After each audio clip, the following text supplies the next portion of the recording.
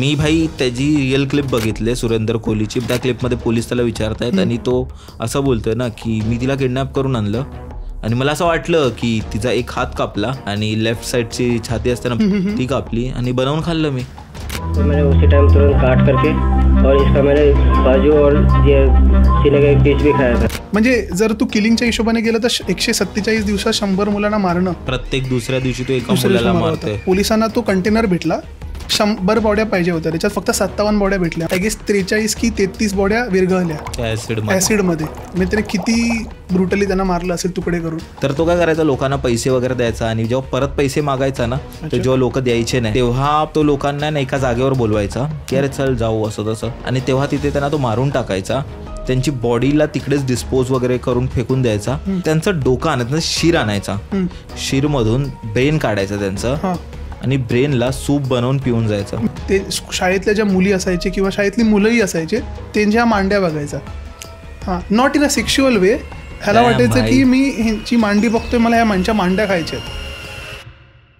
Hello मित्रांनो, कसे आहात तुम्ही? स्वागत आहे तुमचं परत एकदा एका नवीन पॉडकास्टमध्ये. आज आपल्यावर परत सिद्धेश आहे. सिद्धेश, कसा आहेस? मस्त भाई, तू कसा आहे? मी पण एकदम मस्त भाई. आज आपण खूप एक डिफरंट टॉपिक बद्दल बोलणार आहोत, ज्याच्याबद्दल आपण काल परवा डिस्कस केलं. ते म्हणजे मी रिसेंटली एक मूवी बघितलेली सेक्टर 36 म्हणून, की नेटफ्लिक्सवर जी मूवी आली आहे आणि त्याच्यात त्यांनी कॅनिबलिझम बद्दल बोलले. कॅनिबलिझम म्हणजे माणसाचं मीठ जे खातात, माणसाचं मांस खातात, त्यांच्यावर निठारी केस आधीपासून पॉप्युलर होती, पण आता जेव्हा नेटफ्लिक्सची मूवी आली तेव्हा खूप जास्त लाईमलाईट मध्ये आली. ते म्हणजे त्यात तो एक त्याचा एक मालिक असतो मुनिंदर सिंग काहीतरी, तो सर्वंट, त्याचं नाव सुरेंदर कोहली. भाई आताच गुगल केले आपण. लोकांना वाटत असेल किती नाव माहिती नाही यार, आम्ही पण विसरतो, पण तेच आहे की आम्ही ह्या गोष्टीवर आम्हाला वाचायला वगैरे आवडतं. सो ह्यावर म्हणजे हे ऍक्च्युअली जी निठारी केस आहे, जी सेक्टर 36 जी मूवी बनली आहे, ते ऍक्च्युअली काय आहे, तू म्हणजे ऑडियन्सला सांग ज्यांनी नाही पाहिली आहे ती मूवी. मी क्विक समरी सांगतो. सेक्टर 36 त्या लोकांनी मुद्दामून नाव चेंज केलंय. ऍक्च्युअली हा सेक्टर 31 ची केस होती. नोएडा एक दिल्लीमध्ये जागा आहे, युपीची, तिकडची केस आहे. मोनिंदर नावाचा एक व्यक्ती होता, त्याचा बंगला होता. तो श्रीमंत बिझनेसमॅन होता. तो त्या बंगल्यामध्ये सहसा राहायचा नाही, तो फिरत बाहेरगावी असायचा. त्याने एक सर्वंट ठेवलेला कोळी, सुरेंदर कोळी नावाचा. त्याने हे सगळे मर्डर केलेले आहेत ऑन पेपर. आतापर्यंत सांगतोय 2023 पर्यंत या लोकांना उम्रकैद आणि फाशीची सजा सांगितलेली गव्हर्नमेंट ऑफ इंडियाने. बट 23ला अजून एक निकाल लागलाय की प्रूफ नाही आहेत गव्हर्नमेंटकडे, म्हणून यांना होल्डवरती ठेवलंय. लिगल भरपूर प्रॉब्लेम्स चालू आहे त्यांच्या केसबद्दल. बट नक्की झालं काय, हा जो व्यक्ती होता सुरेंदर कोहली, हा मुलांना किडनॅप करायचा, एक्स्टॉर्शनसाठी नाही, मुलांना किडनॅप करायचा, त्यांना खायला प्यायला द्यायचा, त्यानंतर हा त्यांचा मर्डर करायचा. मर्डर केल्यानंतर त्यांच्यावरती तो अत्याचार करायचा. मग त्यांचे बॉडी पार्ट्स कापून किचनमध्ये घेऊन जाऊन खायचा. आणि काळांतराने त्याला कळलं की अच्छा, बॉडी पार्ट्सची आपण सेलही करू शकतो. तर त्याने एका डॉक्टरबरोबर मैत्री केलेला आणि त्याला ऑर्गन ट्रेड करायचं. तर ही जी केस आहे, जेवढी दिसते तेवढी सिम्पल नाही, भरपूर कॉम्प्लेक्स केस आहे. याच्यात भरपूर लोक ह्युमन, म्हणजे मला आठवतंय मूवी पाहिली त्यानंतर ती आधी पण मी बघितलेली इकडे तिकडे युट्यूबवर वगैरे.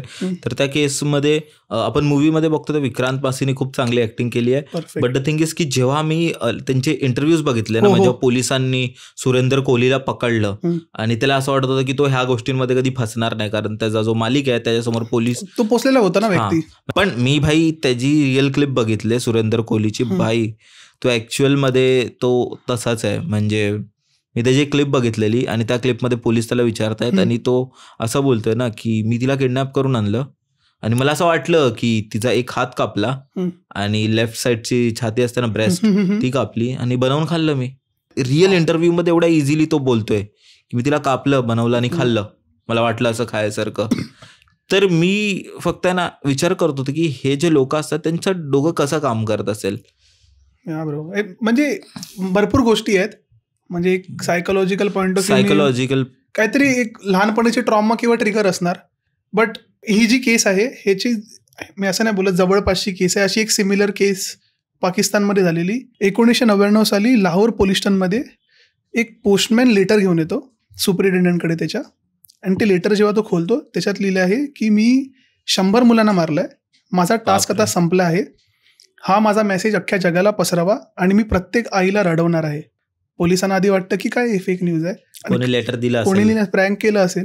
पोलीस जेव्हा लेटर पलटी करतो, एक ॲड्रेस लिहिलेला असतो आणि एक नाव लिहिलेलं आहे, 16B Ravi road, Javed Iqbal. Police जाऊन जेव्हा तिकडे बघतात त्यांना काय भेटत नाही फारसं, पण जेव्हा तिसऱ्या माळ्यावरती जातात त्यांना एक मोठी ॲसिडची टाकी भेटते, ज्याच्यात त्या लोकांना 57 मुलांच्या बॉड्या भेटतात. बापरे, ॲसिडच्या बॉडीमध्ये कोणीतरी मुलांना कापून टाकल्या. सॉरी मित्रांनो, तुम्हाला मध्येच मी थांबवते, पण एक गोष्ट तुम्हाला सांगायची आहे की आपले जवळपास भाई 80% ऑफ व्ह्यूअर्स सबस्क्राईब नाही करत, बघून सुद्धा सबस्क्राईब नाही करत. तर मला असं म्हणायचं आहे मित्रांनो, प्लीज सबस्क्राईब करा, कारण त्यांनी आपल्याला खूप जास्त हेल्प होते अशा टॉपिकवर अजून डीपली रिसर्च करायला आणि असे व्हिडिओज तुमच्यासाठी बनवायला. तर नक्की सबस्क्राईब करा. आणि दुसरी गोष्ट, जर तुमच्याकडे अशा काही स्टोरीज असतील, तुमच्याकडे अशा काही टॉपिक्सवर बोलायला विषय असतील, तर खाली गुगल फॉर्म दिलेला असेल डिस्क्रिप्शनमधली पहिली लिंक, तो नक्की भरा आणि आपण तुमच्यासोबत पॉडकास्ट करू शकतो जर तुमचे स्टोरीज इंटरेस्टिंग असले तर. बाय, आता स्टोरी कंटिन्यू करा. आणि मग काळांतराने त्यांना कळतं की हा जो बंगल्याचा मालक आहे तो आहे जावेद इक्बाल. आता मी तुला जावेद इक्बालची थोडीशी हिस्ट्री सांगतो, ऑडियन्सला समजलं पाहिजे हा व्यक्ती कोण होता. जावेद इक्बाल जो होता ह्याची फॅमिली बॅकग्राऊंड भरपूर स्ट्रॉंग होता. त्याची वडिलांना आणि आई वडिलांचा बिझनेस होता मोठा. आय गेस की 5 की 6 भावंड होती, त्यांच्यातला एक लहान मुलगा सर्वात. ह्याच्या वडिलांनी ह्याला स्टीलचा प्लांट लावून दिलेला इस्लामाबादला.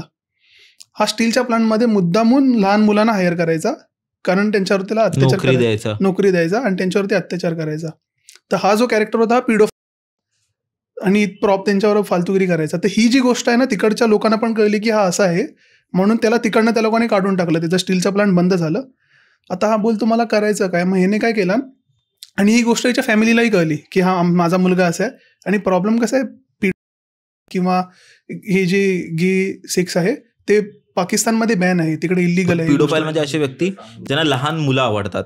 म्हणजे आता तुम्ही बोलाल मुलं सर्वांना आवडतात, पण तशा पद्धतीने नाही ना, सेक्शुअल वे, ज्यांना लहान मुलांची फॅन्टसी असते किंवा त्यांच्यावर चुकीचं करतात आणि जे काय त्यांना पिडो म्हणतात.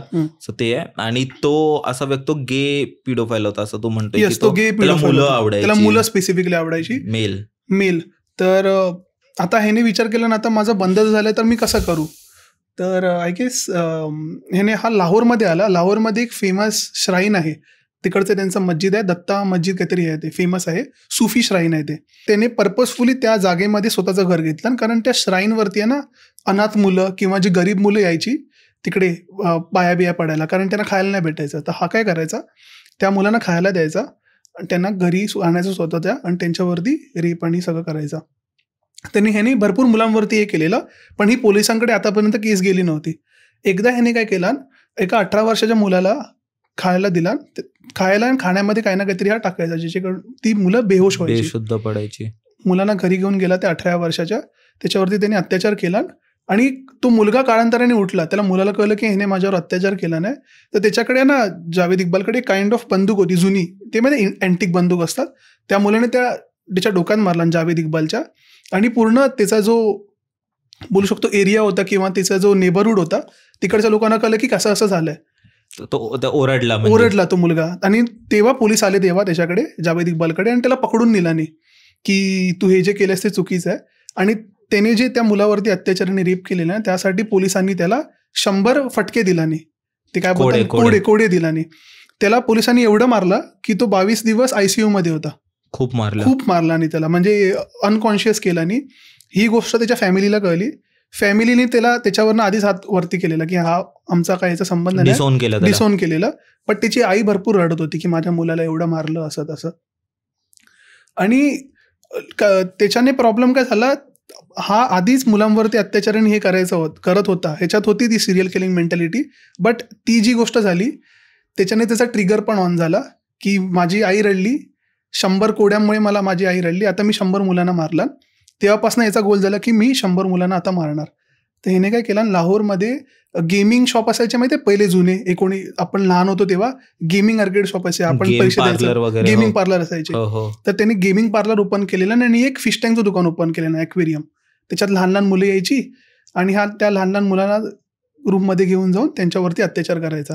त्याने तोपर्यंत पण एकाचा मर्डर नव्हता केलेला. मग ह्याने विचार काय केला, मी जर इकडच्या लोकल मुलांचा मर्डर केला तर मी लगेच पकडण्यात येईन. तर हा काय करायचा, थोडंसं लांब जाऊन त्या मुलांना बोलायचं की मी तुम्हाला खायला प्यायला देईन, तुम्ही माझ्यावर चला. तर पहिला हा मुलाला घरी आणायचा, त्याचा फोटो काढायचा, फोटोच्या पाठीमागे नंबर लिहायचा 1, त्या मुलाचं नाव, त्याला खायला द्यायचा, त्याचं रेप करायचा आणि मग ते ॲसिडची जी टाकी होती ना त्याच्यात टाकायचा. असं याने 147 दिवसात 100 मुलांना मारला. आणि हे झाल्यानंतर त्याने न्यूजवाल्यांना सांगितलं की माझा टार्गेट संपलेला आहे, मी मारलं. आणि त्याची इंटरव्ह्यू मी तुला पाठवेन, प्लीज अटॅच. त्याला जराही फरक नाही पडत आहे, तो हसतोय त्याच्यात की मी जे केलं ते बरोबर केलं. एक मिनट, आपने 200 बच्चे क्यों नहीं कत्ल किए? 100 क्यों? इंतकाम कर रहे थे ना, इंतकाम कर रहे थे. मेरे पास आज भी इतने पैसे थे कि मैं ये सिलसिला जारी रख सकता था. कितने पैसे? अगर कल को आप जो जितने मारे हैं उनमें से 3-4 बच्चे घरों को वापस आ गए फिर आपका सारा ये कोई नहीं आएगा. आणि आय गेस 18 फेब्रुवारी 2000 परत त्याने पेटिशन टाकली गव्हर्नमेंटला की मी नाही मारलं, हे सगळं मी पब्लिसिटी स्टंटसाठी केलेलं, मला माफ करा. तर गव्हर्नमेंट बोलली की हे सगळं तू काही नाही. मग तो मुद्दामून खरं होता की मला सुटका भेटावी, खोटं बोलत होता तो. नंतर तेच लेटर त्यांनी पोलिसांना पाठवलं, पोलीस येऊन बघितलं तेव्हा. येस, ते सगळा प्रॉब्लेम झाला. त्याच्यात प्रॉब्लेम काय झाला, पाकिस्तानच्या केसमध्ये ना, पाकिस्तान युजली काय करतं, कोणी असं केलं तर त्याला फाशी देतं किंवा कुठच्याही देशात फाशी देतं किंवा उमरकेची सजा देतं. बट ह्याची जी केस होती ह्याच्या त्याला एकदम वेगळी सजा दिलेली पाकिस्तानच्या गव्हर्नमेंटने. ह्याला काय बोललेले, हा आहे ना मुलांना त्याच्याकडे एक चैन होती त्याच्याने मारायचा, तर त्याला ह्याला बोलले की त्याच चैनीने ह्याला आम्ही फाशी देणार, याचे 100 तुकडे करणार आणि ॲसिडमध्ये टाकणार. आता या गोष्टीवरनं ह्युमन राईट्सवाले भरपूर आलेले की हे सगळं तुम्ही नाही केलं पाहिजे असं तसं. तर ते बोलले नाही आम्ही तुमचं ऐकणार नाही, आम्हाला जे पाहिजे ते करणार. बट आय गेस 18 मार्च की 18 एप्रिल 2002 हा आणि त्याचा जो साथी होता, ह्याच्याबरोबर एक साथी होता ह्याचा मित्र, ती दोघं जेलमध्ये मेलेले भेटले फाशी लावून.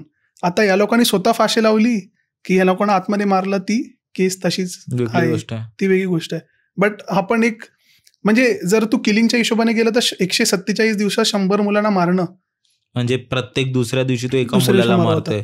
तेच ना, तू जेव्हा पोलिसांना तो कंटेनर भेटला 100 बॉड्या पाहिजे होत्या, त्याच्यात फक्त 57 बॉड्या भेटल्या. म्हणजे आय गेस 43 की 33 बॉड्या विरघळल्या ऍसिडमध्ये. म्हणजे त्याने किती ब्रुटली त्यांना मारलं असेल तुकडे करून. बापरे. तर ही त्या लेवलची म्हणजे स्ट्रेनच्या हिशोबाने गेलं तर निठारी लेवलची केस आहे, ब्रुटल केस आहे. भाई एक सिमिलर स्टोरी आहे माझ्याकडे आणि ती आपल्या इंडियामध्ये घडली आहे आणि ती थोडीफार मॅच करते. तुझे बोलला जो इक्बाल झाला, जो सुरेंदर कोहली झाला, त्यांच्याच एक मेंटॅलिटी वाल्या माणसाची केस आहे, राजा कोलंदर. तू ऐकलंय का? Indian predator. हा, त्याची नेटफ्लिक्सवर सिरीज पण आहे. आणि जेव्हा आपण ह्या केस बद्दल विचार करतो ना भाई, तर असं वाटतं भाई कोण असा माणूस असू शकतो भाई जो एवढ्या लेवल पर्यंत जाऊ शकतो. हा पण कॅनिबल स्टोरी आहे ना ही पण. हो, म्हणजे ह्यात पण तो मांसाचं मांस खातोय आणि त्याला खूप लोक पिशाच वगैरे पण बोलायचे, नरभक्षी वगैरे, तर ते सर्व बोलायचं. पण त्याची स्टोरी अशी चालू होते. तर ही जी केस आहे ना ती अशी सुरुवात होते की ही 2000ची गोष्ट आहे, 2000ची स्टोरी आहे. तर एक दिवशी काय होतं ना की धीरेंदर सिंग नावाचा एक न्यूज रिपोर्टर असतो, आज न्यूज मध्ये असतो, म्हणजे वन ऑफ द फेमस त्यावेळीचं न्यूजपेपर असतो. ठीक आहे, तर तिथे तो काम करत असतो, तो रिपोर्टिंग वगैरेला जात असतो. अचानक एक दिवशी आहे ना तो एका ठिकाणी जातो त्याच्या कामाच्या ह्याच्यात, कोणाचं तरी त्याला काही न्यूज वगैरे काहीतरी कव्हर करायची असते. तर तो जातो तिथे आणि रात्री येत नाही परत. अच्छा. हा, तर रात्री परत येत नाही म्हणून त्याची वाईफ आहे ना ती त्याच्या कामावर फोन करते की बाबा आला नाही, रात्र झाली आला नाही असं तसं. तर ते लोक बोलतात अरे मे बी तो काय कामात वगैरे असेल, काही न्यूज रिपोर्टिंग वगैरे असेल, तर थांब जरा, तिथे कदाचित नेटवर्क वगैरे नसेल, मोबाईल स्विच ऑफ झाला असेल, एक दिवस आपण 1-2 दिवस वाट बघू, येईल तो परत. तर ती बोलते ठीक आहे, ती थोडं पेशन्स ठेवते आणि 2-3 दिवसानंतरही तो परत येत नाही. तेव्हा त्याची वाईफ पोलिसांना ही कंप्लेंट करते. 14 डिसेंबर 2000 त्यावेळीची गोष्ट आहे. ती पोलिसांना कॉल करते, मिसिंग रिपोर्ट वगैरे पोलीस लिहितात त्याची आणि इन्व्हेस्टिगेशन सुरू करतात. तर सर्वात आधी पोलीस त्याचा फोन ट्रॅक करतात, धीरेंदर सिंगचा फोन ट्रॅक करतात. तर त्याच्या फोनमध्ये जो लास्ट कॉल असतो ना, तो लास्ट कॉल पुलन देवी नावाच्या एका बाईचा असतो. पोलीस त्या नंबरवर कॉल करतात, पुलन देवीला कॉल करतात आणि तिला विचारतात की धीरेंदर सिंगचा तुम्हाला लास्ट कॉल आहे, तर तो माहिती आहे का तुम्हाला कुठे आहे? तर ती बोलते मी कोणत्या धीरेंदर सिंगला वगैरे ओळखत नाही, पण त्याचा लास्ट कॉल तुम्हालाच आहे. तर ती बोलते की कदाचित माझ्या हस्बंडनी लावला असेल, कदाचित माझ्या नवऱ्यांनी फोन लावला असेल. तो ठीक आहे त्यांना द्या. तर इथे एंट्री होते राम निरंजनची, जो फुलन देवीचा हस्बंड असतो. त्याला विचारतात पोलीस की धीरेंदर सिंगनी लास्ट कॉल तुमच्याशी बोलले? तो बोलतो हा माझा मित्र आहे, पण तेव्हा कॉल आला त्याच्यानंतर त्याची माहिती नाही मला. एवढा क्लोज फ्रेंड नाही म्हणजे बोलतो. नाही, तो बोलतो माझा मित्र आहे, त्याने मला लास्ट कॉल केलेला, मी ओळखतो याला. असं बोलतो की मी त्याला ओळखतो, त्याचा मला कॉल आलेला, पण त्यानंतर मला माहिती नाही तो कुठे आहे. ठीक आहे, कारण लास्ट कॉल ह्याला आहे म्हणून पोलीस ह्याला राम निरंजनला आणि त्याचा जो साला असतो, साल्याला मेवण्याला जो त्याच्या बायकोचा जो भाऊ असतो हा, त्या दोघांना उचलतात आणि पोलीस स्टेशनमध्ये आणतात आणि इन्व्हेस्टिगेशन सुरुवात करते. जेव्हा राम निरंजनला पहिल्यांदा आणतात तर राम निरंजन भाई खूप सिंपल व्यक्ती, म्हणजे त्याचं मी जर तुला बॅकग्राऊंड सांगू तर तो एका सरकारी नोकरीमध्ये होता, गव्हर्नमेंट जॉब करायचा, नॉर्मल माणूस. त्याला 3 मुलं होती, एक वाईफ होती आणि त्याचा जो मेवना होता तो राहायचा आणि एकदम सिंपल फॅमिली, एकदम चांगला माणूस, लोकांना मदत करायचा. त्यावेळी जेव्हा पोलिसांनी त्यावर इन्व्हेस्टिगेशन सुरू केले आणि पोलिसांनी त्याला प्रश्न विचारायला सुरुवात केले, तर पोलिसांनी सुरुवातीला हेच प्रश्न विचारले की बाबा तू ह्याला ओळखतोस का? तर स्टार्टिंगमध्ये तर त्यांनी इन्कार केलं की बाबा मला नाही माहिती त्या सर्व गोष्टी. त्यानंतर पोलिसांनी जेव्हा त्याच्यावर अजून जोर जबरदस्ती केली तेव्हा तो पोलिसांना बोलला की थांबा मी सांगतो. पण त्यावेळी आहे ना त्याचं रूप हळूहळू बदलायला लागलं. म्हणजे तो जो एकदम साधा सिंपल दिसणारा जो व्यक्ती होता ना, तो आता एका पॉवरफुल पर्सनॅलिटीमध्ये कन्वर्ट होता, कॅरेक्टर चेंज होता. हा, म्हणजे जो नोकर होता ना तो आता शेड बनायला लागला, म्हणजे बॉस बनायला लागला आणि कॅरेक्टर असा पॉवरफुल व्यक्ती बनायला लागला. त्यांनी पोलिसांना सांगितलं की मी सगळं सांगतो तुम्हाला, मला डाल खायची आहे. बोलतो डाल पाहिजे मला, खायची आहे, फक्त डाल, असं नाही की त्यासोबत भात किंवा चपाती वगैरे काहीच नाही, भाकरी काहीच नाही, त्याला फक्त डाल.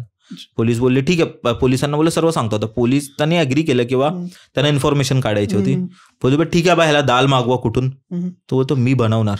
अच्छा, असं बोलतो? हा, तो बोलतो मी बनवणार, तुम्ही डाळीचं सामान आणून द्या. हो, मसाले त्यांनी लिहून दिले, त्यांनी डाळ वगैरे लिहून दिली, हे मागवा, मला किचन मध्ये घेऊन जा. त्याने डाळ बनवली, त्यांनी भाई टोपभर डाळ खाल्ली, अशीच खाल्ली आणि बोलतो हा विचार आता काय विचारायचंय. आणि मग केस चालू होते पुढे. भाई हे रिअल झालंय, हे रिअल म्हणजे हे झालंय. जेव्हा आपण न्यूज वगैरे वाचतो ना, हे लिहिलंय आर्टिकल्स मध्ये बऱ्याचसा. आता बोलतो बोला काय विचारायचं तुम्हाला, आता विचारा मला प्रश्न. पोलीस विचारतो धीरेंदर सिंगची बॉडी कुठे आहे, कारण तो आता एक वेगळंच पर्सनॅलिटी म्हणू चेंज झालाय. तो बोलतो चला दाखवतो मी. तो त्यांना आहे ना त्याच्याच एक काही डिस्टन्स मध्ये एक फार्म हाऊस वर घेऊन जातो. मला त्या जागेचं नाव नाही आठवत आहे, मी लिहिलंय माझ्या डायरीमध्ये. मी एकदा थांबते, जागेचं प्रॉपर एक नाव सांगतो तुला, details. I guess pig farm होतं ते, नेनीगाव. हा, पोलीस विचारतात हे कोणाचं घर आहे, हे कोणाचं फार्म हाऊस आहे. बाई हिथे ह्या मोमेंटला त्याची पर्सनॅलिटी कम्प्लिटली चेंज होऊन जाते. म्हणजे तो एक राजा बनून जातो, एक वेगळाच कॅरेक्टर किंग बनून जातो, एक वेगळाच कॅरेक्टर, म्हणजे अपरिचित टाईप. राईट, म्हणजे एक जो व्यक्ती आता म्हणजे जो सुरुवातीला आलेला तो कसा एक घाबरणारा, एक सिंपल साधा माणूस, तो हळूहळू त्यावर चेंज व्हायला लागलं. आणि जेव्हा तो त्या फार्म हाऊस मध्ये गेला ना, तो पोलिसांना बोलला की हा फार्म हाऊस नाही, ही राजा कोलंदरची अदालत आहे. इथे राजा कोलंदर त्याचा न्याय देतो. म्हणजे मी राजा कोलंदर आणि मी आहे तो राजा कोलंदर. ह्या जगातला सर्वात स्मार्टेस्ट, सर्वात स्ट्रॉंगेस्ट, म्हणजे सर्वात शक्तिशाली, सर्वात बुद्धिमान आणि सर्वात ताकदवर व्यक्ती ह्या जगातला राजा कोलंदर, तो मी आहे.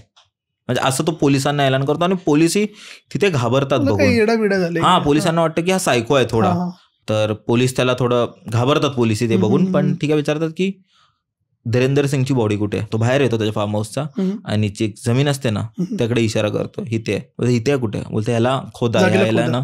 तर जेव्हा पोलीस त्याला खोदायला लागतात, म्हणजे त्या जागेला खोदायला लागतात, त्यांना तिथे एक ह्युमन स्कल मिळतो, एक खोपडी मिळते त्यांना, माणसाची खोपडी मिळते. आणि तिथे सर्व पोलीस लोक घाबरून जातात की बाई नक्की काय आहे. पोलीस जरा डिटेलमध्ये बघतात ना, ते बघतात की त्यांच्या त्या ह्युमन स्कलवर त्यांनी असं मार्क करून ठेवले, मार्क्स आहेत रेड कलरचे, काही व्हाईट कलरचे, की तो त्या प्रत्येक जणांना ओळखायला पाहिजे. म्हणजे असं काही मार्क्स होते त्याच्यावर. ही वॉज ओपन बुक नाव. तो प्रत्येक प्रश्नाचे उत्तर झटपट देत होता आणि विथ कॉन्फिडन्स की त्यांनी काही चुकीचं केलंच नाही. त्याचं कॅरेक्टर असं झालेलं असतं ना की त्याला असं वाटतं मी जे केलं ते बरोबर वाटलं, म्हणजे ह्या राजाला काही वाटलं ते त्यांनी केलं आणि त्यांनी जस्टिस दिली, त्यांनी न्याय, हा त्याचा न्याय आहे. बरोबर. तर तिथे जेव्हा माहिती केलं ना, तर म्हणजे राजा कोलंदरचं कसं होतं ना, म्हणजे हा आहे ना काही लोकांना, म्हणजे हे ट्रॉमा आहे, म्हणजे हे त्याचं आहे ना पास्ट ट्रॉमाला म्हणजे दाबून म्हणजे काही जे म्हणजे लोकांनी त्याला बरोबर वागवलं नसेल किंवा त्याच्यावर पास्टमध्ये काही गोष्टी झाल्या ज्याचं तो एक मनात दाबून बसलाय आणि आता ते त्याच्या एका वेगळ्या पर्सनॅलिटीमध्ये बाहेर येत आहे. सो त्याचे 2 पर्सनॅलिटी होते. एक पर्सनॅलिटी राम निरंजन, जो एक साधा सिंपल राहणारा व्यक्ती, जो बँकेत जातो, 3 मुलं आहेत, म्हणजे एक सिंपल मनुष्य होता. आणि दुसरीकडे राजा कोलंदर, जो एक राजा होता, त्याच्या एक मनातल्या एका राज्याचा एक ब्रेन स्वतःच त्यांनी एक राज्य बनवलेलं आणि त्याचा तो राजा होता. आणि तिथे त्याला तो न्याय द्यायचा लोकांना आणि तो त्याच्या दुश्मनांना मारायचा, जे दुश्मन तो रिअल लाईफ मध्ये बनवायचा. तर इथे अशी स्टोरी आहे ना भाई. तर राजा कोलंदर कोणाला मारायचा, तो आहे ना, म्हणजे जो राजा कोलंदर लोकांना पैसे द्यायचा, मदत करायचा. त्याचे ऑफिसचे वगैरे जे असतील, जेव्हा कोण त्याचे मित्र असतील त्यांना तो पैसे वगैरे देऊन मदत करायचा. आणि जेव्हा पैसे मागायचा तर कोणी त्याला पैसे नाही दिले किंवा कोणी, आणि बेसिकली असं होतं ना, तो एक कोल ट्राईब मधून बिलॉंग करायचा. अच्छा. कोल ट्राईब म्हणजे एक लोअर कास्ट वाला होता. तर त्याला असं वाटायचं ना, त्याला लहानपणापासून लोकांनी खूप त्याच्याबरोबर डिस्क्रिमिनेशन केलंय, खूप त्याला एक खालच्या नजरेने बघितलंय आणि खूप असं. तर त्याला ना ते पण आवडायचं नाही. ठीक आहे. तर तो काय करायचा, लोकांना पैसे वगैरे द्यायचा आणि जेव्हा परत पैसे मागायचा ना, तर जेव्हा लोक द्यायचे नाही तेव्हा तो लोकांना एका जागेवर बोलवायचा की अरे चल जाऊ, असं तसं. आणि तेव्हा तिथे त्यांना तो मारून टाकायचा, त्यांची बॉडीला तिकडेच डिस्पोज वगैरे करून फेकून द्यायचा. त्यांचं डोकं आणायचं, शिर आणायचा त्याच्या फार्म हाऊसवर. शिरमधून तो मेंदू काढायचा, ब्रेन काढायचा त्यांचं, आणि ब्रेनला सूप बनवून पिऊन जायचं. पितोय, खातोय लिटरली. ब्रेनला सूप बनवून पियायचा, खायचा असं. त्याच्या मागचं रिझन हे होतं ना, आता माणसातला एक माणसाला माणूस काय बनवतं, म्हणजे आपण तर बुद्धिमत्ता बरोबर, नाही तर आपण पण जनावरच आहोत. आपण विचार करू शकतो म्हणूनच आपण एवढ्या गोष्टी करतो. ठीक आहे. बुद्धिमत्ता माणसाची हे असते, सर्वात पॉवरफुल गोष्ट असते. राजा कोलंदरला जगातलं सर्वात पॉवरफुल व्यक्ती बनायचं होतं बुद्धीने. आणि त्याच्या ह्या मागचं लॉजिक काय होतं की जर मी कोणत्या माणसाचा मेंदू खातोय तर मी त्याची बुद्धिमत्ता खातोय आणि ती बुद्धिमत्ता माझ्यात येते आणि अशा प्रकारे मी ह्या जगातला सर्वात बुद्धिमान व्यक्ती बनणार. म्हणजे हे त्याचं आय नो खूप फालतू आहे आणि खूप वियर्ड लॉजिक आहे, पण हे त्याचं होतं. म्हणून तो आहे ना, त्यांनी खूप लोकांना मारले जे त्याचे कलिग्स होते. इव्हन त्यांनी एकदा तर असं केलं भाई, त्याने असं ऐकलेलं की हे जे पंडित लोक असतात ना, पुजारी असतात ना, त्यांच्या ना आतड्या खूप मोठ्या असतात, कारण ते खूप खातात ना, म्हणून त्यांच्या आतड्या खूप मोठ्या असतात. म्हणजे बेसिक एकदम फालतू एकदम हे होतं. त्याला फक्त एक क्युरिओसिटी होती की त्यांच्या आतड्या मोठ्या असतात, म्हणून त्याला बघायचं होतं. म्हणून ह्याच चक्करमध्ये त्यांनी 2 पुजाऱ्यांना मारून टाकलं आणि बघितलं, त्यांचं ब्रेन खाल्लं आणि आतड्या बघितल्या आणि त्यांना पण डिस्पोज करून टाकलं. आणि रियालिटीमध्ये झालंय. त्यांनी त्याच्या ह्याच्यात केलं. तो प्रत्येक त्याच्या ह्यांना मारायचा ना, प्रत्येक त्याच्या दुश्मनांना मारायचा ना, तो त्याच्या मनात जो दुश्मन बनवलेला त्यांना तो दुश्मनांना मारायचा, त्यांच्या डोक्यावर एक मार्क करून ठेवायचा. राजा कोलंदरची मी तुला एक सायकोलॉजिकल लेवलवर तुला एक गोष्ट सांगतो. त्यांनी स्वतःचं नाव राजा कोलंदर ठेवलेलं का, कारण तो कोल ट्राईब मधून बिलॉंग करायचा. कोल जे कम्युनिटी होती त्यांचा राजा, तो त्यांचा राजा स्वतःला कन्सिडर करायचा. आणि त्यांनी एक मनघडत अशी त्याच्या डोक्यामध्ये एक प्रजा म्हणजे एक राज्य बनवलेलं, त्याचा तो राजा होता. स्वतःचाच विचारात बनवलेला. तिकडे त्याची स्वतःची न्याय काय बोलतात कॉन्स्टिट्यूशन त्याचं होतं, तो स्वतःच न्याय द्यायचा असं सर्व होतं. राजा कोलंदरची जी बायको होती, राम निरंजनची बायको होती, तिचं नाव पुलनदेवी होतं. लग्नानंतर त्यांनी तिचं नाव पुलनदेवी ठेवलं. पुलनदेवी म्हणजे बँडेड क्वीन, ते वाला बँडेड क्वीन. म्हणजे त्याला असं वाटायचं की माझ्यासोबत कोण आहे, पुलनदेवी आहे, बँडेड क्वीन आहे, म्हणजे मी पॉवरफुल आहे. मग त्याला असं होतं की एक पॉवरफुल व्यक्तीचा मला सपोर्ट आहे. त्याच्या बायकोला त्यांनी नंतर पॉलिटिक्समध्ये पण उतरवलेलं, असं काहीतरी होतं. त्यांनी त्याच्या जे मुलं होती, 3 मुलं होती, विचार कर त्यांनी त्यांचं नाव काय ठेवलेलं. त्याच्या 3 मुलांचं नाव होतं अदालत, आंदोलन आणि जमानत. ते म्हणजे याच्यासारखं झालं, कॉन्स्टिट्यूशन सारखं. कॉन्स्टिट्यूशन त्याला असं वाटतं की माझ्या मागे कोण आहे, पुलनदेवी आहे, माझ्या मागे एक पॉवरफुल एक हात आहे आणि मी अदालत, आंदोलन आणि जमानतचा बाप आहे. कंट्रोल करतो या लोकांना. कंट्रोल करतो. हे त्यांनी माइंड मध्ये आपलं बनवलेलं. म्हणजे आय नो हे खूप फक्टअप गोष्ट आहे. एक ऑथॉरिटी फिगर बनायची त्याला, एक स्वतःच्याच डोक्यामध्ये तो एक अथॉरिटी त्याला बनायचं होतं की I am the main person. तसं होतं त्याचं. त्यांनी त्यांचं ते नाव ठेवलेलं. जेव्हा पोलिसांनी जेव्हा त्याच्या अजून खोदलं, ते फार्म हाऊस मध्ये शोधलं, त्यांना एक पेटी मिळाली भाई. आणि पेटीमध्ये त्याचे काही वेगवेगळ्या गोष्टी होत्या आणि एक डायरी होती. तर डायरीमध्ये ना भाई काय नावं होती, मी नावं वाचून दाखवतो तुला. ही रिअल नावं होती जे त्या पेटीमध्ये होती. तर पेटीमध्ये नाव कोणाचे होते ना भाई, काली प्रसाद श्रीवास्तव करून एक नाव होतं, जो त्याचा कलिग होता, ह्यांनी म्हणजे राम निरंजननी त्याला 50,000 रुपये दिले होते आणि तो परत नव्हता करत म्हणून त्याला मारून टाकलं. दुसरा मोहम्मद मुनीन करून एक होता, त्याची पण एक इंटरेस्टिंग गोष्ट आहे. त्याचा आहे ना, म्हणजे मोहम्मद मुनीनला आहे ना हिप्नॉटिझम यायचं, वशीकरण यायचं. हा, आणि ह्यानी त्यालाही पैसे दिले होते, पण मेन आहे ना राजा कोलंदरला त्याकडून ते हिप्नॉटिझम शिकायचं होतं, म्हणून त्याला मारून टाकला आणि त्याचा मेंदू त्यांनी खाल्ला की त्याला हिप्नॉटिझम यावं. पवन कुमार यादव, हातिया नासिन आणि असे खूप नावं होती, 14 नावं होती. आणि लास्टचं नाव काय होतं बोलू, ते होतं धीरेंदर सिंग, जो न्यूज रिपोर्टर होता, जो हरवला होता आणि ज्या बायकोनी पोलिसमध्ये कंप्लेंट केलेली, ज्याच्यामुळे पोलिसांनी ह्याला पकडले. अच्छा, ठीक आहे.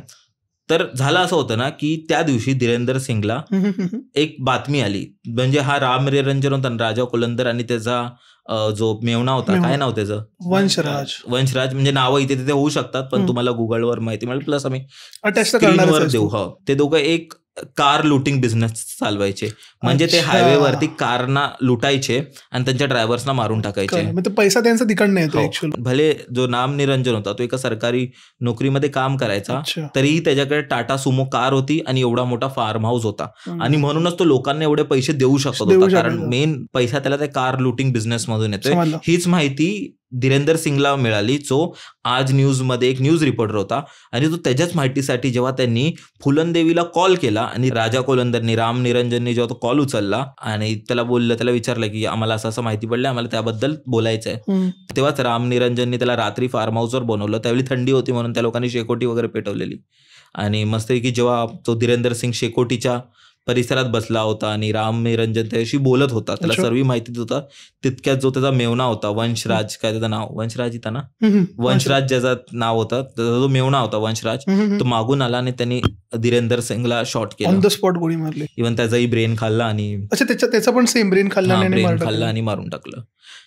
तू जेव्हा म्हणजे हे सर्व ही गोष्ट होती म्हणजे, आणि त्यानंतर त्याला पकडलं गेलं.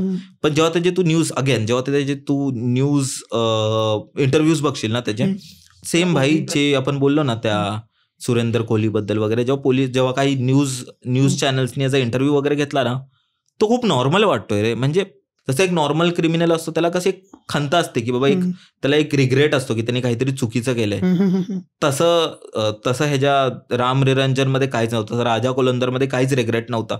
तू बघशील तो न्यूज रिपोर्टर्सना बिंदास सांगतोय की मी नव्हतो, हे नव्हतं, ते नव्हतं, म्हणजे खूप नॉर्मल आहे तो, त्याला काहीच 1% पण रिग्रेट नाहीये. आणि दुसरीकडे तू बघशील त्याचे काही फोटोज पण आहेत जिथे तो स्वतः स्कल वगैरे घेऊन उभा आहे पोलिसांसमोर. दोन्ही साईडला बोलतोय की मी केलं पण नाही, फोटो पण दाखवतोय. हा, म्हणजे त्याला असं वाटतं की जे मी केलं ते चुकीचं केलंच नाही कोणत्या अँगलनी, ते तर बरोबर केलं मी, हा माझा न्याय होता. म्हणजे हे इट्स फक्ट. म्हणजे तो लोकांना आणायचा, त्यांच्या ब्रेन खायचा आणि त्या सर्व गोष्टी खायचा, फक्त की एकाच ह्याच्यात की मी बुद्धिमान होईन. हे म्हणजे हे ह्युमन मास वगैरे कन्झ्युम करण्यात झालं. पण तुला बेसिकली ह्युमन मास, हे कॅनिबलिझमची हिस्ट्री माहिती आहे का, की हा वर्ड कसा ह्युमन कॅनिबलिझम एक जर बघायला गेली ना, सर्वात पहिली हिस्ट्री त्याची आफ्रिकेमधनं दिसते. आफ्रिकेमध्ये अजून भरपूर ट्राईब्स आहेत आफ्रिकेमध्ये, किंवा कुठच्या आय गेस अंदमान निकोबारला पण आहेत अशा भरपूर ट्राईब्स जे ह्युमन मास कन्झ्युम करतात, तिकडनं आलेलं आहे. पण तेच आहे ब्रो, आपला ह्युमन ब्रेन वियर्ड आहे, थोडासा फक्त आहे. माणसाला कधी कुठची गोष्ट आवडेल ते आपण नाही सांगता येईल, ते त्यांना काही आवडू शकतं. म्हणजे मी जरा वाचतो तेव्हा मला समजलं की एकदा आहे ना क्रिस्टोफर कोलंबस जो होता, तो एका रिसर्च करायला गेलेला, त्याला ऑब्व्हियसली त्या इंडिया पाहिजे होता. तो जेव्हा फिरत होता तेव्हा तो एका आयलँडवर वगैरे गेला, एका जागेवर गेला तो, आणि मी इथे चुकू शकतो पण मी वरून वाचलंय थोडं, की तो एका कंट्रीमध्ये गेला आणि तिथे त्यांनी बघितलं की तिथे ह्युमन कॅनिबलिझम रिच्युअल होता त्यांचं, की ते लोक ट्रूपमध्ये जमायचे. तिथला जो ट्राईब होता, जे ट्राईबमध्ये जंगलात राहणारी लोक असतात ना, ते होते. तर ते लोकांचं एक रिच्युअल होतं की ते लोक रिच्युअलमध्ये जायचं आणि ह्युमन मीट कन्झ्युम करायचे, तसं होतं. आणि जेव्हा तो परत स्पेनला आला आणि तेव्हा त्यांच्या क्वीनला जेव्हा क्रिस्टोफर कोलंबसनी सांगितलं की हे मी ह्या ठिकाणी गेलेलो आणि तिथे हे झालं, त्यांच्यासाठी एक टॅबू झाला. त्यांच्यासाठी बोललं की हे काय आहे, म्हणजे ते लोक शॉक झाले की कोण माणूस एका माणसाला कसं खाऊ शकतो. तेव्हा तसं आलं आणि मग तेव्हा त्या क्वीननी सांगितलं की जोही कोण हे खाईल असं ह्युमन, त्याला जेलमध्ये टाकण्यात, त्याला मारून टाकण्यात येईल असं. आणि तेव्हापासून हा वर्ड पॉप्युलर झाला, म्हणजे त्यांनी हा वर्ड दिलेला असं काहीतरी आहे. पण ते पण एक गोष्ट आहे ना. आय गेस आपण प्राण्यांमध्ये जरी बघायला गेलो, तू जर क्रोकोडाईल घेशील किंवा पिराना घेशील, ते पण काइंड ऑफ कॅनिबल असतात ना. जर त्यांना खायला नाही भेटलं ते लोक स्वतःच्या स्पीशीजला खातात. जर बघायला गेलं तर क्रोकोडाईल पण सर्वात जुना प्री हिस्टॉरिक ॲनिमल येतो ना. तो सर्वाइव्ह करू शिकला कारण त्याने स्वतःला खाल्ला नाही. क्रोकोडाईलमध्ये कसं असतं, समज त्यांना लोकांना जर वर्षानुवर्ष खायला नाही भेटत आहे तर ती लोक त्यांच्यातला जो वीक आहे त्याला खाऊन टाकतात. तर ॲनिमल्समध्ये आहे तर देयर इज अ पॉसिबिलिटी. पण एक फरक तेच आहे ना की आपण ॲनिमलपेक्षा वेगळं काय, तर आपल्याकडे बुद्धी आहे, आपल्याकडे ब्रेन आहे. पण शेवटी तेच झालं ना, एकदम एक्स्ट्रीम लेवलवरती समज कोण गेला त्याचं डोकं फिरलंच आहे. मग त्याच्यासाठी एक मूवी आहे राजकुमार रावची, ट्रॅप्ड मूवी पाहिली आहे. ट्रॅप्ड तो एका जाऊन म्हणजे तो एका अटकतो एका घरात अटकतो आणि तिथे तो 6-7 महिने बाहेर नाही काढतो. तर तो आधी सुरुवातीला त्याकडे जेवण असतं, मग त्यानंतर कबुतर मारतो, उंदीर मारतो आणि ते खाऊन बाहेर पडतो. मस्त मूवी आहे. इन दॅट ह्युमन सर्वायवल आहे, पण स्वतःच्या शॉक साठी खाणं हे वेगळं आहे, चुकीचं आहे. एक मूवी आहे, मी नाव विसरलो, आय गेस एनार्की की काहीतरी आहे. त्याच्यात त्या लोकांनी प्रॉपर दाखवलंय. त्याच्यात ती लोक आय गेस 7 की 8 वर्षांनी एकदा ते जी स्पेसिफिक जागा आहे, गाव दाखवलंय, तिकडे लोक आहेत ना व्हिजिट करत असतात, फॉरेनर्स. आणि नॉर्मल वर्षी काय प्रॉब्लेम नसतो, बट 1 वर्ष असताना जेव्हा तिकडे फॉरेनर येणार, किती पण फॉरेनर आले, समज त्या स्पेसिफिक गावात 15 फॉरेनर आले, त्या 15च्या 15 फॉरेनरला ही लोक खाऊन टाकणार. आणि एक जी मुलगी असणार त्याच्यातली, तिला त्यांच्या ट्राईबमध्ये जॉईन करायला लावणार. असं आहे. बाकीचे कुठचे वर्ष तिला खाणार नाही. बापरे. असं आहे. तर हे मूवीचं नाव आहे की एनार्की काहीतरी आहे, मी पाठवीन, अटॅच करतो. मला असं आठवतंय की बाबा तू एक जपानची केस आणि तुम्हाला सांगितलं नाही किंवा ते नक्की काय, मला तुला सांगायची आणि मला ते ऐकायला आवडेल. आतापर्यंत ना भाई, आपण जेवढे केसेस केलेत ना, आता बोललो आपण, ह्याच्यामध्ये प्रत्येक क्रिमिनलला जेल झाली आहे किंवा काही ना काहीतरी त्याला सजा भेटली आहे. माझ्याकडे एक अशी केस आहे ज्याच्यात तो क्रिमिनल बाहेर होता, त्याला जरा पण काही झालं नाही, बिकॉज त्याचा पॉलिटिकल बॅकग्राऊंड स्ट्रॉंग होता आणि तो श्रीमंत होता. इंडियाची गोष्ट आहे काही नाही, ही जपानची गोष्ट आहे. जपानमध्ये पण चालतंय, जपानमध्ये पण झालेलं आहे. त्या व्यक्तीचं नाव आहे इसाई सागवा. जपानमध्ये एक जागा आहे टोकियो, तिकडचा राहणारा होता. थोडंसं याचा मी बॅकग्राऊंड सांगेन तुला, मग तुला अंदाज येईल.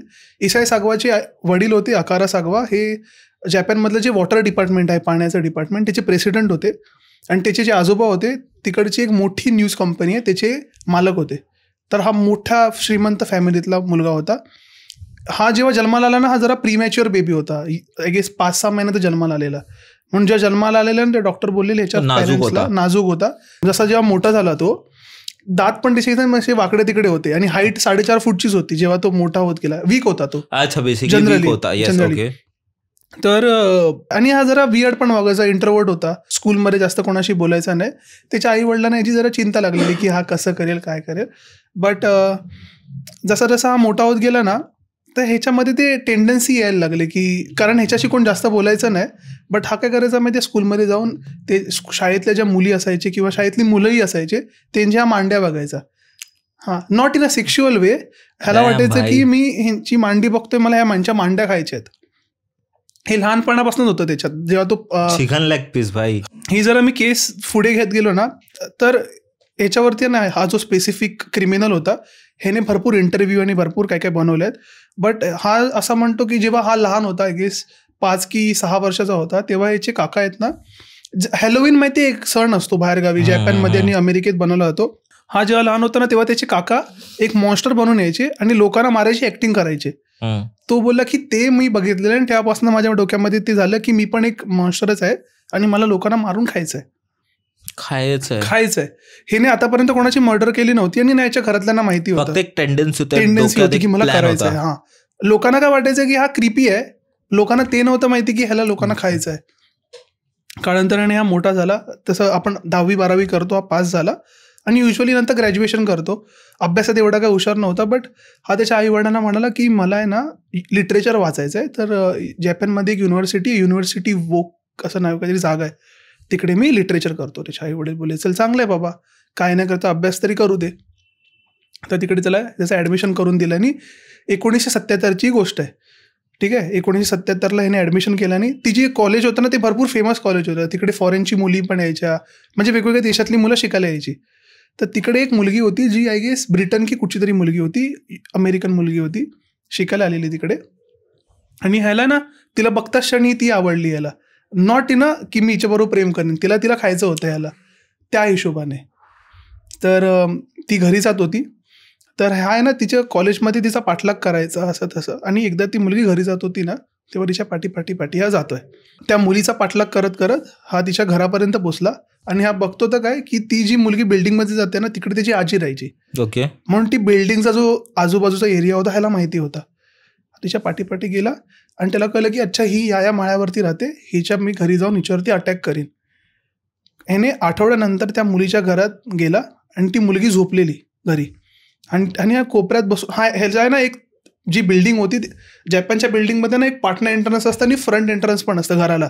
तर त्याने पार्टनर एंट्रन्स करून आधीच जाऊन बसलेला रूममध्ये गुपचूप. आणि त्याने त्याच्या इंटरव्ह्यूमध्ये पण दाखवलंय, मी तुला ते पाठवीन. हा तिच्या घराच्या आतमध्ये ना आधीच जाऊन बसलेला कोपऱ्यात आणि ती मुलगी झोपलेली. आणि ह्याने काय केला ना हा विचार करतो की अरे ही झोपली, हिच्यावरती मी अटॅक करतो आणि हिला खातो. तर हा जेव्हा तिच्यावरती अटॅक करायला गेला ना जसं मी तुला बोललो त्याची हाईट छोटी होती, 4.5 फूटचा होता आणि एवढा स्ट्रॉंग नव्हता, तो वीक होता. त्या मुलीने त्या लाथ मारला आणि ती मोठमोठ्याने ओरडायला लागली की अरे असं आलंय. तर पोलिसांनी त्याला अरेस्ट केलं. पोलिसांना वाटलं की हा तिच्यावरती रेप करत सेक्शुअल असॉल्टचे केसेस टाकले. तोपर्यंत कोणाला माहिती नव्हतं की हा तिला खायला गेलेला आणि हा सुटला. आता या केसमुळे त्याचा त्या कॉलेजमध्ये आणि त्याचा जो नेबरहूड होता, त्याचा जो शेजार लोकांची होती तिकडेचं झालं नाव खराब झालं. त्याचे पप्पा बोले एक काम कर, तू इकडनं निघ, तू बाहेरगावी जा. तर याचे वडिलांनी याला 1980 साली युनिव्हर्सिटी आहे फ्रान्समध्ये पॅरिसला पाठवलं आणि PhD इन लिटरेचर करायला. तो बोला ठीक आहे. हा गेला तिकडे. त्याचे मित्र होते पण जास्त कोणाशी हा बोलायचा नाही. तर त्या कॉलेजमध्ये त्याची एक मैत्रीण झाली, तिचं नाव होतं रेने. ती फ्रान्सचीच मुलगी होती. तिच्याशी म्हणजे एवढे क्लोज फ्रेंड नव्हते, ती लोक जस्ट कॉलेजमध्ये भेटायचे की आपण अभ्यास करू, असं तसं करू, अशी त्यांची मैत्री झाली. आणि एके दिवशी ह्याने काय बोलला तिला की तू माझ्या घरी ये, आपण लंच करू आणि मग आपण आपले PhDचे अभ्यास करू. ती बोलली ठीक आहे. तर ह्याने तिला स्वतःच्या घरी बोलवलं आणि तिला बोललं की हा माझा डेस्क आहे, तू बस, मी आपल्याला काहीतरी खायला घेऊन येतो रूममध्ये जाऊन. आणि जशी ती बसली ना ह्याने एक कपाट खोलला, कपाटातनं एक बंदूक काढला शॉटगन आणि रेनेला ऑन द स्पॉट डोक्यात गोळी मारला. डोक्यात जेव्हा ती गोळी मारली ना तिचं रक्त बघून हा बेहोश झाला, कारण त्यांनी आधी कधी कोणाला मारलं नव्हतं. हा बेहोश झाला. हा परत उठल्यानंतर ह्याने तिच्यावरती रेप केला, तिच्यावरती अत्याचार केला मेलेल्या व्यक्तीवरती. त्यानंतर आता हिला खायचं आहे आणि तुला माहिती आहे बोलू ह्याचे दात वाकडे तिकडे होते, ह्या फुल्ली बॉडी डेव्हलप झालेली याची. हा खाली गेला, ह्याने एक बुचर नाईफ आणला, ह्याने पायाचे तुकडे, छातीचे तुकडे आणि पूर्ण बॉडीचे छोटे छोटे तुकडे केला. ते त्याने खाल्ला आणि बाकीचे जे बॉडी पार्ट्स होते हा कन्झ्युम नव्हता करू शकत. म्हणून आता करायचं तर काय, कारण बॉडीला काळांतराने वास येणार. ह्याने 2 सुटकेस घेतला मोठे टाईपचे, त्याच्यात ते सगळे पार्ट्स भरला आणि तो ज्या ठिकाणी राहायचा ना त्याच्या एक्झॅक्ट पाठीमागे एक मोठं तलाव होतं, तलाव आणि गार्डन टाईप होतं. तर ह्याला वाटलं की मी हे तिकडे डिस्पोज करेन आणि मी सुटीन, मला काय प्रॉब्लेम नाही. तर बिकॉज हा तेवढा हे नव्हता बरं, म्हणजे 4 फूटचा माणूस आहे, त्याच्यात तेवढी ताकद नाही आणि एक अख्खी बॉडी उचलून नेणं कठीण आहे. तर याने एक काय बोलतात टॅक्सी बुक केला, टॅक्सीमध्ये ती बॅग ठेवला आणि तिकडे घेऊन गेला त्या गार्डनच्या इकडे जिकडे ह्याला डम करायची ती बॉडी. आता त्या टॅक्सीवाल्याने त्याला बॅग तर काढून दिला, आता ती आतमध्ये कशी न्यायची. तर तो काय बोलला टॅक्सीवाल्याला, तू जरा माझी बॅग आतमध्ये नेऊन ठेवशील काय. तर टॅक्सीवाल्याने तेवढी त्याची गार्डनच्या गेटपर्यंत बॅग ठेवून दिला आणि हा ती बॅग घसरत गार्डनमध्ये घेऊन जातोय. आता ह्याची चुकी काय झाली, ह्याने टायमिंग चूज केला संध्याकाळ ते 5 ते 6चा, जेव्हा लोक तिकडे फिरत असतात, लोकल लोक. आणि हा जेव्हा बॅग खेचत जाईना हा थकला, ह्याने मध्येच बॅग सोडून दिला आणि श्वास घेत होता, त्याचा काळात श्वास बला त्याचा, घाबरलेला. तिकडे एक व्यक्ती आला, गार्डनचा जो वॉचमॅन टाईप असतो ना तो आला आणि तो त्याला विचारतो ही तुझी बॅग आहे काय. तो बोलतो नाही मला माहिती नाही माझी बॅग आहे. आणि ऑब्व्हियसली जर गार्डनमध्ये अशी मोठी बॅग पडलेली असेल तर लोक घाबरतात. तर वॉचमॅनने जेव्हा ती बॅग उघडून बघितला त्याच्यात बॉडी पार्ट्स होते आणि तो बेहोश झाला वॉचमॅन बघून. जेव्हा दुसरी बाई आली ती पण मोठमोठ्याने ओरडायला लागली आणि तिकडे घोळका जमा झाला. आता हे बघून हा घाबरला, हा तिकडनं तशीच बॅग सोडून पळून गेला, घरी गेला. आणि आय गेस 3 दिवसांनी फ्रेंच पोलीस जी आहे त्या लोकांनी ह्याला पकडलं, ह्याला कस्टडीमध्ये टाकलं.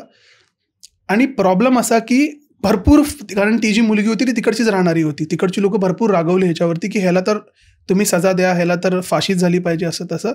पण हा इंटरनॅशनल स्टुडंट होता, हा तिकडचा नागरिक नव्हता, म्हणून ह्याची जी केस होती ती जपानमध्ये गेली. ठीक आहे. तर ह्याला फ्रेंचवाल्यांनी डिपोर्ट केलं जपानला परत. आणि जसं मी तुला म्हणालो की ह्याची जी फॅमिली बॅकग्राऊंड होतं ते भरपूर स्ट्रॉंग होतं. याच्या वडिलांनी भरपूर पैसे खिलवले आणि ह्याला जपानच्या कोर्टमधनं हा मेंटल इलनेस आहे, ह्याला हा पागल आहे म्हणून सोडून दिला. आणि हा जो व्यक्ती होता हा 2022ला हा ऑफ झाला. 2022 जपानमध्ये फ्री माणूस म्हणून राहत होता. जपानची लोक ह्याला भरपूर त्रास द्यायची, म्हणजे त्याला हेट करायची कारण ह्याने मर्डर केलेलं, चुकीचं केलेलं. पण तो बाहेर खुल्याम फिरायचा. ह्याला कधी जॉब नाही भेटली. पण ह्याचे पप्पांकडे जे आई वडील पैसा होता, पण ह्याला अजून पैसे कमवायचे होते. ह्याने काय केलं, वाईस नावाचं एक चॅनल आहे युट्यूबवरती, त्याला इंटरव्ह्यू दिला. हे स्वतःची बुक, जे आपण जॅपनीजमध्ये मांगा जे बोलतो, ॲनिमे जे बोलतो, स्वतःची बुक, स्वतःची पिक्चर आणि ॲडल्ट फिल्म बनवणार आहे की त्या मुलीला मी कसं मारलं, आणि हे त्याने डार्क वेबवरती विकलं. त्या हिशोबाने त्याने पैसे. ते एक फक्टअप केस होती ब्रो, की कोणत्या व्यक्तीकडे समज जर पॉलिटिकल बॅकग्राऊंड आहे किंवा अमीर आहे तो, तर तो कसा लूप होल करून निघून. आणि ते बघ ना भाई, तो लहानपणापासून त्याची फॅन्टसी बघ, त्याला खायचं आहे कोणाला तरी. हे म्हणजे किती भाई, आपण पण भाई फक्त चिकन खातो, पण मरत ते कापताना बघितलं आपली फाटते भाई, आपली फाटते. अशी सिमिलर केस जेफ्री डॅमरची आहे, आपण कधीतरी नंतर करू. जेफ्री डॅमर एक सिरियल किलर होता अमेरिकेचा. त्याने पण नाही म्हणता ऑन रेकॉर्ड मी बोलतोय 260 लोकांना मारलंय. बापरे, ऑन रेकॉर्ड. आणि तो बोलतो मी ह्याच्याशी जास्त मारलंय, मला माहिती नाही, आठवत नाही. असा एक व्यक्ती होता. तर आपण कधीतरी करू. नक्कीच. माझ्याकडे भाई एक लास्ट स्टोरी आहे ह्याला, म्हणजे ह्या एपिसोडला जर आपण संपवतोय त्याची लास्ट स्टोरी आहे की, तर मायकल रॉकफेलरची एक स्टोरी आहे. मायकल रॉकफेलर एक मुलगा होता, न्यूयॉर्कमध्ये राहत होता. एक श्रीमंत फॅमिलीचा मुलगा होता. म्हणजे त्याचे जे वडील होते ते त्यानंतर फ्युचर म्हणजे त्याचे वडील व्हाईस प्रेसिडेंट वगैरे राहिलेले अमेरिकाचे वगैरे, व्हेरी व्हेरी रिच. आणि त्याचे जे ग्रँडफादर होते ते पण खूप जास्त रिच होते. एक नॉर्मल मुलगा होता, अभ्यासू होता, त्याला आर्ट, लिटरेचर, हिस्ट्री हे सर्व गोष्टी आवडायच्या. ठीक आहे. आणि त्याची जी फॅमिली होती ना ती पण खूप रिच होती आणि खूप आर्ट लवर होती. म्हणजे त्याच्या आजीचे स्वतःचं म्युझियम होतं आणि तसं होतं. आणि त्याच्या वडिलांना ट्रायबल आर्ट असतो ना तो खूप आवडायचा. म्हणजे हे जे जंगलात राहून वगैरे लोक ट्राईबवाले आर्ट असतात ना, त्या वडिलांना खूप जास्त आवडायचे. त्यांनी बऱ्यापैकी एक कलेक्शन करून ठेवलेलं त्याच्या वडिलांनी मोठा. आणि त्यांना समजत नव्हतं म्हणून त्यांनी स्वतःची गॅलरी वगैरे ओपन केलेली. आणि इथे मायकलचेही थॉट्स अलाइन झाले. त्याच्या वडिलांचं नाव नेल्सन रॉकफेलर होतं आणि मायकलचेही थॉट्स त्याच्या वडिलांशी मॅच झाले. आणि त्यालाही ट्रायबल आर्ट आवडायचं. म्हणून त्यांनी डिसाईड केलं की तो अभ्यासी हिस्ट्रीमध्ये वगैरे करत होता, म्हणून त्यांनी डिसाईड केलं की तो आता त्याच्या वडिलांनी जेव्हा म्युझियम ओपन केलं त्यांचे आर्ट, जे हिस्टॉरिकल आर्ट त्यांनी जे जमा केलेले, तर मायकलचं एक स्वप्न होतं त्याच्या वडिलांना खुश करण्याचं. म्हणजे जे प्रत्येक मुलाचं असतं राईट, की त्यांना त्यांच्या गिफ्ट देऊ किंवा त्याच्या वडिलांना त्याच्याबद्दल चांगलं वाटेल, की म्हणजे उनके सामने उसकी इज्जत बढ़ जाएगी असं, just to make his father happy और प्राऊड. प्राऊड. तो त्यांनी काय विचार केला ना, तो आता ऍक्च्युअल ट्रायबल प्लेसमध्ये जाईल, ट्राईबमध्ये जाईल, तिकडून 8 पीसेस आणेल आणि तो म्युझियम मध्ये ठेवेल. म्हणजे ऍक्च्युअल जंगलात जाऊन बोलतोय, ऍक्च्युअल जंगलात जाऊन लोकांमध्ये राहील आणि 8 पीसेस आणून ठेवेल. तर तो तिथून 1961 मध्ये तो न्यूयॉर्क मधून न्यू गिनी नावाचं तिथे गेला. जेव्हा तो त्यांच्यात गेला तेव्हा माहिती पडलं की हे लोक, ती जी ट्राईब होती ते लोक म्हणजे आधी वॉरियर होते. म्हणजे आधी खूप वॉरियर वगैरे होते, फाईट वगैरे करायचे. पण आता तसं काय होत नाही. म्हणजे जेव्हा 90s मध्ये वगैरे ते सर्व निघून गेलं, त्यामुळे हे लोक मोनोपॉली झालं किंवा आर्ट झालं, रिच्युअल कॅनिबलिझम झालं. म्हणजे समजलं कोणाची बळी देऊन त्याचा खाणं. हा, म्हणजे ते आपण बघतो ना रे कधी मूवीज मध्ये वगैरे बघतो नाही, ते जंगलातले लोक असतात ते एकाला उचलून नेतात आणि त्याला बनवून खातात, म्हणजे बांधून ठेवतात मग खातात ते. म्हणजे त्याला रिच्युअल कॅनिबलिझम त्यांचं होतं थोडंफार वेगळं. म्हणजे हे सर्व गोष्टी लोक टाइमपास साठी करायचे, म्हणजे just to spend their time, म्हणजे टाइम जावं म्हणून त्यांच्याकडे फेस्टिवल्स वगैरे थोडेफार असायचे, ते सर्व करायचे. पण apart from that they were also good at art. त्यांचं आर्ट खूप सुंदर होतं. ते जे त्यांचे पेंटिंग्स वगैरे बनवायचे ते खूप भारी बनवायचे. तेच कलेक्ट करायला मायकल गेलेला तिथे. तर मायकल तिथे 5-6 महिने राहिला वगैरे आणि तो येऊन जाऊन असायचा. म्हणजे ठीक आहे, येऊन जायचं यायचं असं तसं. म्हणजे आय माइट बी रॉंग, पण असंच काहीतरी होतं त्याचं. ठीक आहे. तर एक दिवशी असाच मायकल परत मला वाटतं न्यू गिनीला की कुठेतरी जात होता जस्ट टू कलेक्ट आर्ट. आणि त्या आयलंडवर अचानक त्याची बोट खराब झाली. तर बोट खराब झाली तर त्यांच्याबरोबर अजून एक व्यक्ती होता ह्याच्याबरोबर, मायकल बरोबर, आणि 2 त्यांचे हेल्पसाठी लोक होते, तिकडचेच लोकल होते. अच्छा, त्या ट्राईबचे नाही, म्हणजे तिथे जवळपास त्या आयलँडचे वगैरे लोक होते जे. तर बोट खराब झाली, आता करायचं काय, त्यामुळे ते 2 लोक पाण्यात उतरले आणि समोरच एक त्यांना सी शोर दिसत होता, एक आयलँड दिसत होता, तिथे ते लोक गेले. म्हणजे 5-6 बोट बंद झाली त्यामुळे गेले, त्यांना हेल्प मागवण्यासाठी ते लोक गेले. म्हणजे मला पकड ना, ते 2-3 किलोमीटर लांब असेल, म्हणजे सी शोर पासून त्यांची बोट. पण ते लोक हेल्प मागायला गेले आणि 1 दिवस झाला तरी ते लोक काय परत आले नाही. मग मायकल घाबरला, कारण त्यांची बोट आता हळूहळू मागे जात होती. जसं टाइम जात होता तसं मागे मागे बोट जात होती त्यांची. म्हणून त्यांनी काय केलं की तो डायरेक्ट पाण्यात उतरला, कारण तो एक स्विमर होता, म्हणजे खूप चांगला स्विमर, स्पोर्ट्समॅन वगैरे होता. त्यांनी त्याच्या कमरेला हे असतात ना, कॅन्स असतात मोठे पाण्याचे, माहितीये तुला, ते खाली कॅन्स बांधले, आणि त्यांनी माणूस बुडू नाही शकणार, फ्लोट होईल बांधले, आणि तो त्यांनी पाण्यात उडी टाकली. थोड्या वेळानंतर त्याला, तो दुसरा मित्र, त्याला हेल्प वगैरे मिळाली. पण त्याच्यानंतर मायकल कधी लोकांना नाही सापडला, मायकल गायब झाला. पण तो पोहायला गेलेला बोलतो ना तू. मायकल असं झालं की मायकल बेपत्ता झाला. त्याची फॅमिलीनी, त्याच्यानंतर फॅमिली खूप रिच होती, फॅमिलीने इथे तिथे त्याचं म्हणजे शोध लावले. फॅमिलीने खूप सारे हेलिकॉप्टर्स, एजंट्स, पोलीस वगैरे सर्व सर्व सर्व जेवढी ताकद होती ना तेवढी त्या पोलिसांनी लावली, त्याच्या फॅमिलीनी लावली. पण मायकल काहीच नाही, भेटलाच नाही, मिळालंच नाही त्यानंतर. आणि मग फायनली 1964 मध्ये त्याला डेथ डिक्लेअर केलं की बाबा हा मेलाय आता, आणि फायनली त्याला संपवला तो विषय. त्याच्यानंतर ही जी रॉकफेलर फॅमिली होती त्यांनी त्याची केस म्हणजे प्रायव्हेटली कंटिन्यू ठेवली त्यांनी, एजंट्स वगैरे काही करून, पण तो काही सापडला नाही. आता इथे विचार करण्याची गोष्ट ही येते ना भाई, की जो मायकल होता ना, तो समज तिकडे मॅनग्रोव्ज वगैरे होते आजूबाजूला, जरी तो बुडून मेला असेल त्यांनी आजूबाजूला कॅन्स लावले होते, तो परत तरंगायला पाहिजे ना, पाण्याच्या वरती बॉडी आली असती त्याची, ठीक आहे. दुसरी त्यांनी दुसरा त्यांनी काय बोलतात अंदाज हा लावलेला की मे बी शार्क किंवा जनावरने खाल्लंय, शार्क किंवा क्रोकोडाईलने खाल्लंय, ठीक आहे. पण तिथे आजूबाजूला परिसरात शार्क नव्हते, आणि क्रोकोडाईलने जर खाल्लं असतं तर त्याची बॉडी तरी सापडली असती ना. हा, काही पार्ट्स, कारण क्रोकोडाईल खूप असं काय बोलतात नाही खात, तुकडे तुकडे करून खातात, आणि काहीतरी सापडलं असतं. तिथे काहीच नाही सापडलं त्या लोकांना, ठीक आहे. त्यानंतर त्या लोकांनी ना तिथे अजून एक एक्सपेरिमेंट पण केला. तिथे त्यानंतर भाई 100 लोकांना एक बोटमध्ये घेऊन जाऊन त्या सेम स्पॉटवरून त्यांना पोहायला लावलं, आणि 100च्या 100 लोक पोहोचले, एकही मध्ये थांबला नाही. तो बरोबर त्या सी शोरवर, त्या आयलँडवर पोहोचला न मरता. हे त्याच्या फॅमिलीने प्रायव्हेटली इन्व्हेस्टिगेशन केलं, पैसा होता ना. तर एकही माणूस एकदम बोलतो ना बरोबर पोहोचला त्या ठिकाणावर, ठीक आहे. मग तिथे हे पण डाऊट क्लिअर झालं की हा मेलाय तर नाही. मग त्याच्यानंतर जेव्हा भाई अजून रिसर्च करण्यात आला ना, अजून थोडं खोलात जाणून अंदाजे लावण्यात आले, कारण हे प्रिडिक्शनवर चालत होतं सर्व.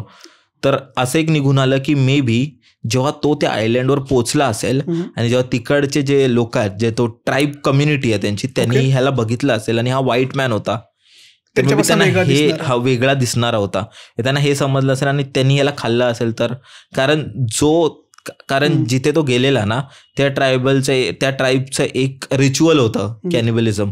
म्हणजे ते लोक, त्यांचं एक फेस्टिवल असायचं जिथे ते लोक अशा एका माणसाला खायचे. हा, असं कोण बाहेरचं वगैरे आला त्याला बनवून खायचे, म्हणजे असं एक अंदाजा लावण्यात आला, ठीक आहे. आणि असं बोललं गेलं की त्याला त्याला त्या माणसानेच खाल्ले, तिकडच्या लोकांनीच खाल्लंय. एक काय बोलतात ना, एक त्या लोकांनी अंदाज लावला. आणि त्याच्यानंतर भाई त्याची फॅमिली होती ना ती खूप रिच होती, म्हणून त्यांनी ना एक स्पेशल एजंट वगैरे पण हायर केले होते, खूप लोकांना हायर केले होते त्याच्या मुलाला शोधण्यासाठी, मायकलला शोधण्यासाठी. आणि त्यांना असं होतं की कसाही करून त्यांचा मुलगा परत मिळाला पाहिजे, कारण एक त्यांना अजूनपर्यंत एक सॅटिस्फॅक्शन, म्हणजे त्यांना अजूनपर्यंत एक निकाल नव्हता लागला ना की बाबा जर मेला असता तर काहीतरी सापडलं असतं. म्हणजे बोलले की तो बुडल्यामुळे मेलाय, पण काही सापडलं नाही. तर फॅमिलीला माहिती करायचं की नक्की झालंय काय, आणि अजूनही तो आहे की नाही.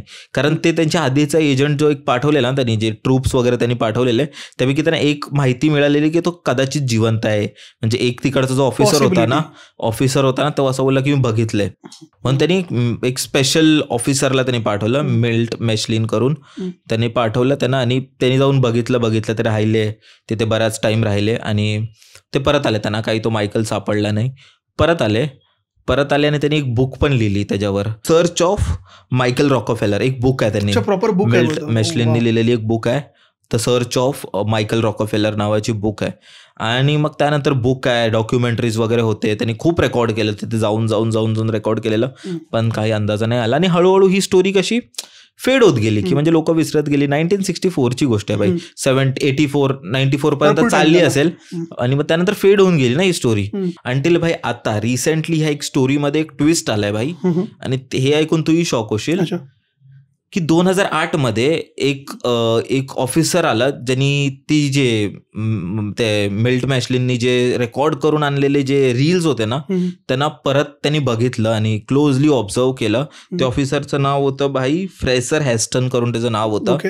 त्यांनी जेव्हा ते रील्स परत बघितले ना आणि वारंवार बघितले ना, त्यांनी एक गोष्ट नोटीस केली भाई की जेव्हा ते रेकॉर्डिंग्समध्ये त्या रील्समध्ये बघतोय तर ट्राईब लोकांना बोट्स वगैरे चालवतात, त्यांच्या एक बोटवर 30-40 लोक म्हणजे बोटला काय बोलतात त्याला, राफ्टिंग करतात बोटची.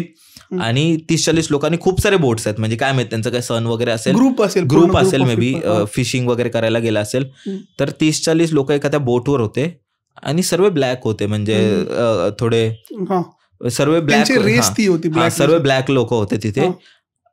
त्यात मध्ये त्यांनी नोटीस केलं की एक व्हाईट माणूस आहे. आता एक अजून एक त्या स्टोरीमध्ये ट्विस्ट, आणि त्यांच्यानुसार आहे की हा माणूस मायकलच आहे आणि मायकलच त्यांच्यात अजून जिवंत आहे आणि मायकल अजून त्यांच्यासारखा बनून गेलाय, ट्राईबने ऍक्सेप्ट केलंय आणि हे सर्व गोष्टी खोट्या आहेत, म्हणजे असं होतं की तो अजून जिवंत आहे. सो हे खूप वियर्ड गोष्ट आहे. आणि इव्हन तो व्हिडिओ आहे इंटरनेटवर अवेलेबल आहे की लोक ते राफ्टिंग करतायत आणि त्यात एक व्हाईट माणूस व्हाईट माणूस, आणि तो खूप रिसेंबल करतोय मायकलशी, जो त्याचा यंग फोटो होता ना, जेव्हा 20 वर्षाचा होता, आता तो 50 वर्षाचा झाला असेल, 50-60, पण खूप बॉडी स्ट्रक्चर वाईज सिमिलॅरिटी होती खूप. म्हणजे बघितली ही स्टोरी कशी आहे की माहितीच नाही तो मुलगा गायब झाला. ह्याची अजून एक पॉसिबिलिटी अशी पण होती की जी ती फॅमिली आहे ना, तिला असं कसं आहे की बघ एवढी रिच फॅमिली होती, त्याचे वडील नंतर जाऊन अमेरिकाचे व्हाईस प्रेसिडेंट वगैरे झाले आणि आजोबाई खूप जास्त श्रीमंत, त्यांना फक्त नाव खराब नव्हतं करायचं की माझा मुलगा जाऊन असं ट्राईब मध्ये वगैरे जायचं असेल, असं बोलला होतं की त्या मायकलला आधीपासूनच तो कल्चर वगैरे आवडायचा, पण त्याला फॅमिलीला हे डिस्क्लोज नव्हतं करायचं, म्हणून त्यांनी मे बी ही एक पॉसिबिलिटी असेल, आपल्याला माहिती नाही, म्हणजे खूप पॉसिबिलिटी आहे, हिस्ट्रीमध्ये गेलं खूप हिस्ट्रीमध्ये गेलं. पण तेच एक क्लिप खूप शॉकिंग आहे. याला कॅनिबलिझम पण येते ह्याच्यामध्ये आणि हे पण येते ते पण येते, पण नक्की काय आहे ते माहिती नाहीये. आणि असं पण नाही की आपण म्हणलं इट्स रिअल भाई, इट्स रिअल क्रेझी भाई. पण यार भाई मला वाटतं हाच होता आजचा एपिसोड. आपण यात खूप क्रेझी गोष्टी केल्यात, खूप असं माइंड बेंडिंग, जे कुठे होतो आपण त्या निठारी केसवरून इथे गेलो. पण यार मला मजा आली खूप जास्त. आणि मला माहिती आहे भाई मध्ये मध्ये आपण खूप असं जास्त डेट्सवर वगैरे पण जोर टाकला आणि ह्यावेळी आपण रिसर्चमध्ये पण खूप जास्त मेहनत केली होती. तर भाई मला तर मजा आली. आय होप तुम्हालाही मजा आली असेल मित्रांनो. तुला कसं वाटलं भाई? मजा आली. होप तेच गोल आहे की लोकांकडे जी काही इन्फॉर्मेशन जाते ती परफेक्ट गेली पाहिजे, चुकीचं नाही पाठवायचं. मे बी आपल्या प्रोनाऊन्सिएशन आणि नावामध्ये काय चुकीची असेल जे तू डेफिनेटली मी नक्कीच ते ह्याच्यात ट्राय करेन. पण इन द एंड जर नाही झालं तर नक्कीच तुम्ही कमेंट सेक्शन मध्ये टाका की आम्ही कुठे चुकलो. कारण असं आहे ना की आम्ही पण शिकत आहोत आणि आम्हाला फक्त जो रिसर्च वगैरे करायला ह्याबद्दल बोलायला आवडतं.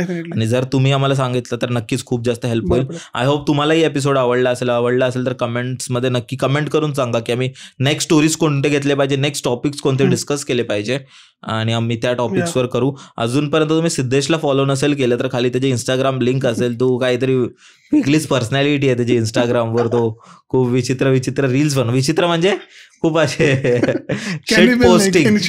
शिट पोस्टिंग करत असतात. तो खूप वेगळे रील्स बनवतो तो. तर नक्की फॉलो करा. आणि तुम्ही अजूनपर्यंत आपल्याला सबस्क्राईब नसेल केलं तर नक्की सबस्क्राईब करा. जर तुमच्याकडे काही स्टोरीज असतील आणि काही गोष्टी असेल जे तुम्हाला वाटते की लोकांपर्यंत पोहोचले पाहिजे तर खाली डिस्क्रिप्शनच्या फर्स्ट लिंकमध्ये गुगल फॉर्मची लिंक असेल, त्यावर क्लिक करून तुम्ही गुगल फॉर्म भरू शकता. आणि जर आम्हाला ते तुमची स्टोरी आवडली तर नक्कीच आपण सोबत पॉडकास्ट करू.